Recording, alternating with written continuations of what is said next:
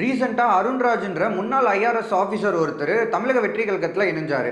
So அவருக்கு முக்கியமான பொறுப்புமே குடுத்தாங்க. கொள்கை பரப்பு பொதுச் செயலாளர். அருண்ராஜ் டிவிகேல ஜாயின் பண்ணும்போது அவரு கூட பலருமே ஜாயின் பண்ணாங்க. அதுல குறிப்பா பார்த்தீங்கன்னா, முன்னாள் அதிமுக எம்எல்ஏ, முன்னாள் திமுக எம்எல்ஏ, வழக்கறிஞர் ஒருத்தரு, ரிட்டயர்ட் ஜட்ஜ் ஒருத்தரு, இப்படி பலருமே சேர்ந்தாங்க. ஆனா எல்லாரோட ஃபோக்கஸும் பார்த்தீங்கன்னா அருண்ராஜ் மேல இருந்தது. அதுக்கு 2 காரணம். ஃபர்ஸ்ட் ரீசன், அவருக்கு வந்து மாநில அளவுல ரொம்ப முக்கியமான ஒரு பொறுப்பு. அதாவது ஆதவ் அர்ஜுனா, சிடிஆர் நிர்மல்குமார் இவங்கலாம் ஜாயின் பண்ணும்போது கொள்கை பரப்பு பொதுச் செயலாளர் அப்படின்ற போஸ்டிங்கே அப்ப கிடையாது. ஆனா இப்போ அருண்ராஜ் அவர்கள் ஜாயின் பண்ணும்போது பாத்தீங்கன்னா இந்த பொறுப்புல அவரை நியமிச்சிருக்காங்க.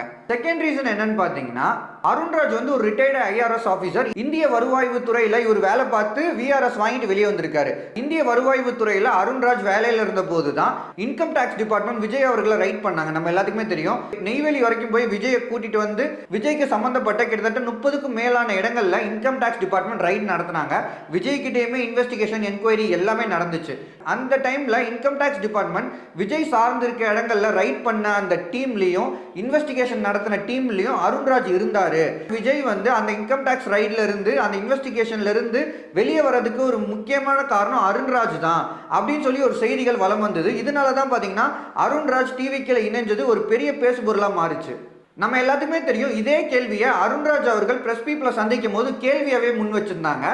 அதே பிரஸ் மீட்ல அருண்ராஜ் அவர்கள் இது தவறான தகவல்னு பதிவுமே பண்ணியிருப்பாரு. இன்கம் டாக்ஸ் டிபார்ட்மெண்ட்ல இருந்து விஜயை ரைட் பண்ணது பாத்தீங்கன்னா 2020ல தான் ரைட் பண்ணாங்க.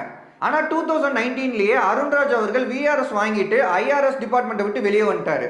ஸோ அப்படி இருக்கும்போது இது மாதிரியான பொய்யான செய்திகளை யார் பரப்புறாங்கன்னே தெரியல. ஆனா ஏதோ ஒரு இன்டென்ஷனோட பரப்புறாங்கன்றது மட்டும் தெரியுது அப்படின்னு சொல்லி அவர் பதிவு பண்ணியிருந்தாரு.